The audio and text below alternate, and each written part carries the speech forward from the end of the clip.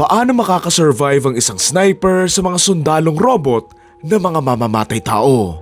Susundan natin dito ang isang dating sniper na namumuhay na nga lang ng payapa sa gitna ng disyerto kasama ang anak niya. Isang gabi, dito nga niya kakailanganing makipaglaban matapos ngang may makatakas na mga sundalong malarobot na gugustuhing tumapos sa mga buhay nila. Gamit yung experience niya, dito na nga siya makikipaglaban doon sa mga sundalong ito kung saan gagawin niya ang lahat para maligtas at maprotektahan yung anak niya, kung saan may ipapadala nga ding isang mamamatay tao yung gobyerno para tumapos doon sa mga problemang ito. Title ng movie, Onslaught. Grabe yung trailer nito.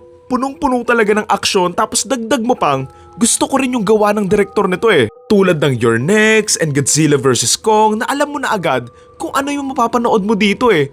Kumbaga, action kung action talaga na brutalan. Kung fan ka ng UFC or MMA, si Alex Pereira yung gaganap na may nakalaban nga dito and hindi ko nasusundan yung career niya pero alam ko magaling yan sa pakikipaglaban. Kaya excited akong makita siya dito and sana magamit nga nila ng maayos yung skills niya and maganda yung mga fight scenes and also yung mga action sequences nga nila dito. Although napapaisip din ako, paano lalabanan ng isang sniper yung mga sundalong genetically enhanced? Ang nakakatuwa pa sa premise nito, parang aksidente lang silang naging magkalaban kasi nga doon lang ata napunta yung mga super soldiers na nagkataon ngang sniper and magaling din sundalo yung makakalaban nila. Yan yung naku-curious ako eh.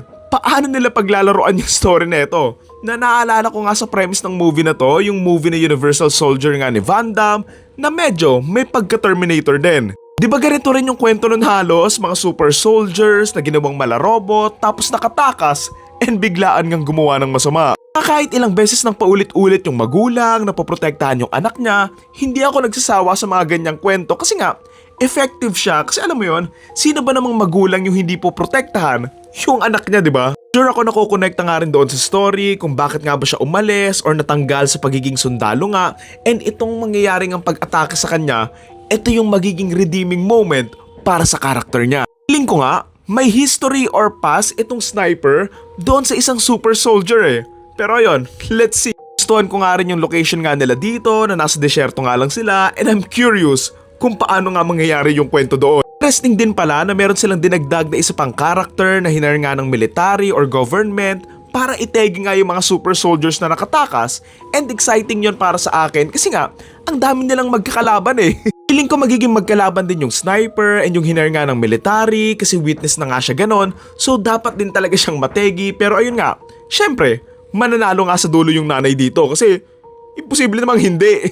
Honestly, the film looks cheaply made, ang basic lang na cinematography, and siguro kung may magsasalba man dito, is kung maganda nga yung kwento nila and kung maayos nga nila itong magagawa.